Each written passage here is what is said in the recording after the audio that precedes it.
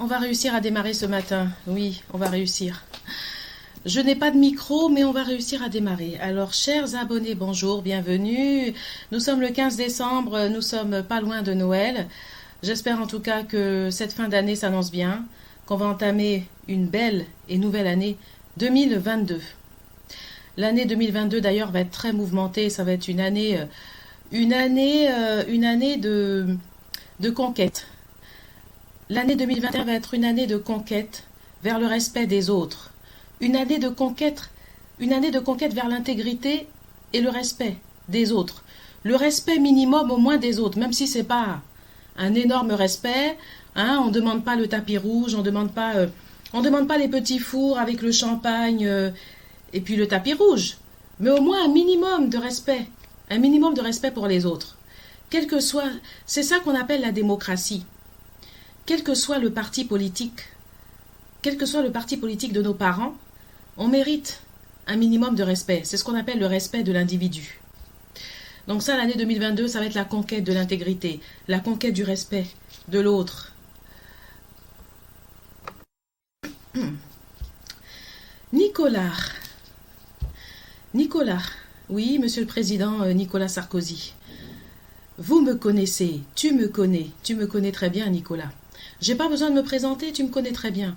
Je suis dans les fichages politiques de la France, fille d'un ancien opposant, oui, en Côte d'Ivoire, fille d'un ancien opposant, fille d'un partisan au parti de Laurent Gbagbo.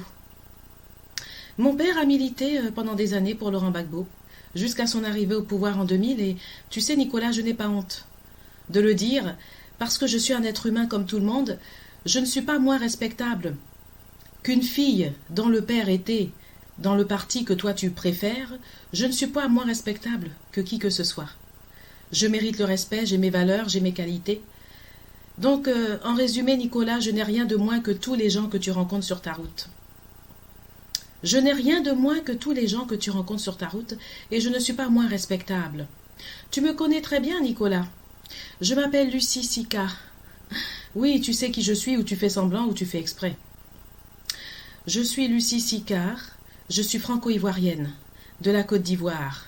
J'ai passé toute ma jeunesse en Côte d'Ivoire. Mon père était au FPI, et je mérite le respect, Nicolas. Je ne suis pas moins respectable que n'importe quel homme ou n'importe quelle femme que tu rencontres sur ta route, et je ne suis pas inférieure aux hommes et aux femmes que tu rencontres sur ta route, et je n'ai rien de moins que tous les hommes et toutes les femmes que tu rencontres sur ta route. Moi, je suis de la Côte d'Ivoire, Nicolas. Mon père est ivoirien. Je suis ivoirienne, et je ne suis pas inférieure à tous les gens que tu rencontres sur ta route. J'ai mes valeurs, j'ai mes qualités en tant qu'ivoirienne. Je n'ai rien de moins que les gens des autres pays que tu croises sur ta route, et ça, je te le dis. Au cas où tu ne le saurais pas, et je mérite le respect. Je ne mérite pas moins le respect que tous les autres que tu croises. Je ne demande pas le tapis rouge. Non, je ne demande pas le tapis rouge, je ne demande pas les petits fours. Je ne demande pas les petits fours, le tapis rouge, je ne demande pas être reçu. Non, mais au moins un minimum de respect, même à distance. Un minimum. Ne serait-ce qu'un minimum. Et cette année, justement, 2022, mon cher Nicolas, ça va être la conquête. La conquête vers le respect de l'autre. Apprendre à respecter les autres, même à distance. Même à distance, on peut mériter le respect. Pas besoin du tapis rouge, des petits fours et des petites réceptions. Nicolas Sarkozy.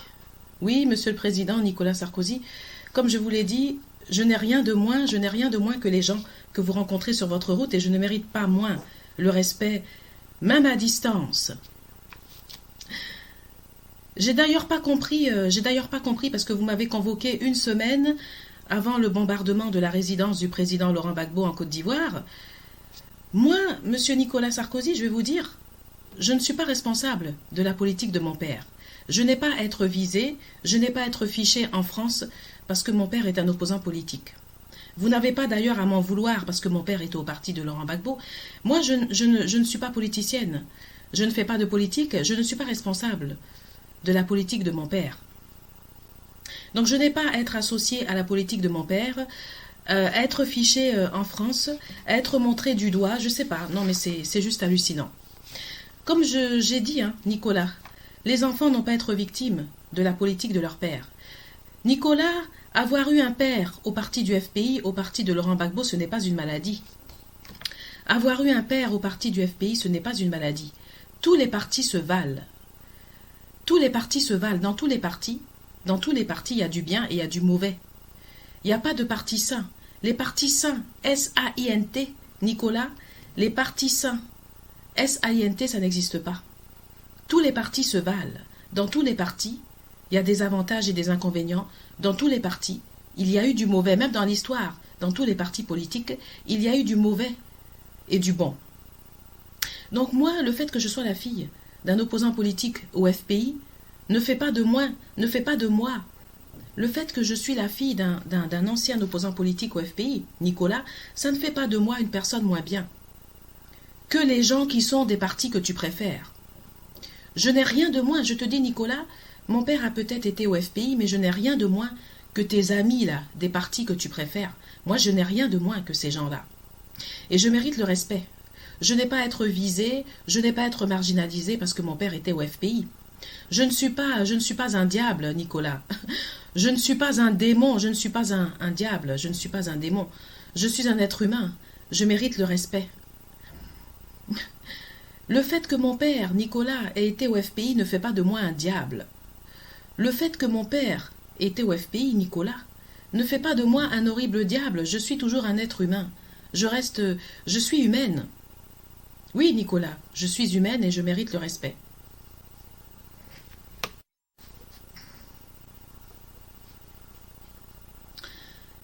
Ta convocation, Nicolas, ce n'est pas normal. Tu n'aurais pas dû m'envoyer de convocation une semaine avant le bombardement de la résidence du président Laurent Gbagbo. Tu m'envoies une convocation, Nicolas. Envoyer une convocation à une fille qui est très malade, une femme qui est mourante et qui ne peut pas se soigner, qu'on a refusé de soigner parce que son père était au parti de Laurent Gbagbo. Et toi, tout ce que tu trouves, Nicolas, c'est aller m'envoyer une convocation, me faire envoyer une convocation. Tu es fort, Nicolas. C'est tout ce que tu as trouvé, au fait. Comme réponse à une femme qui est en train de mourir, une femme qui a une tumeur et qu'on a refusé de soigner à l'hôpital parce que son père est au FPI, une femme qui n'a pas pu se faire soigner en France parce que son père était au FPI, c'est pas normal d'ailleurs de ficher une fille parce que son père est au FPI et de refuser de la soigner dans son pays en France. Donc ça il faut le signaler parce que c'est pas normal. Et en plus, tout ce que tu trouves comme réponse, Nicolas, à m'envoyer, c'est une convocation. C'est tout ce que tu as trouvé, au fait, Nicolas. Donc ça veut dire que moi, je sais pas, je suis un chien, je ne mérite pas le respect parce que mon père est au FPI. Mais tu sais, Nicolas, même les chiens, on les respecte. Même les chiens qui sont à la SPA, là, on les ramasse et puis on les soigne, on les envoie chez le vétérinaire. Même les chiens sont soignés, hein, en France. Il y a même des chiens qu'on ramasse dans les rues et on les soigne. Donc moi, je ne suis pas un chien. Le fait que mon père ait été au FPI, Nicolas, ça ne fait pas de moi un chien. Je suis toujours un être humain. Je mérite d'être soigné. On n'a pas à me refuser de me soigner sur le territoire français parce que mon père était au FPI. Donc quand tu étais président, Nicolas, moi je me pose des questions. Je me pose des questions, Nicolas. Je méritais un minimum de respect, Nicolas. J'ai pas demandé le tapis rouge, j'ai pas demandé des réceptions, j'ai pas demandé le petit four, ni le champagne.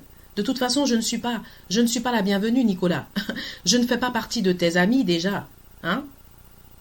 Oui, je fais partie de la case du diable, la case que toi tu vois en diable. Oui, la case de monsieur Laurent Gbagbo. Je ne suis pas politicienne, mais mon père était avec Laurent Gbagbo. Je n'ai pas honte de le dire. Et je ne suis pas un diable, Nicolas. Je n'ai rien de moins que tes amis, que ton entourage. Je ne suis pas une inférieure non plus.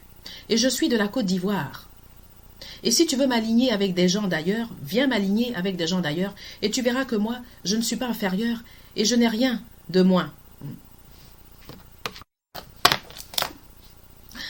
Ah là là. Donc en tout cas, Nicolas, je vois, je sais pas, mais je te vois beaucoup avec Zemmour en ce moment. Donc comme vous dites que l'année 2022 va être une année de conquête, donc en tout cas ça va être une conquête vers le respect de l'autre, un minimum de respect pour les filles des opposants politiques.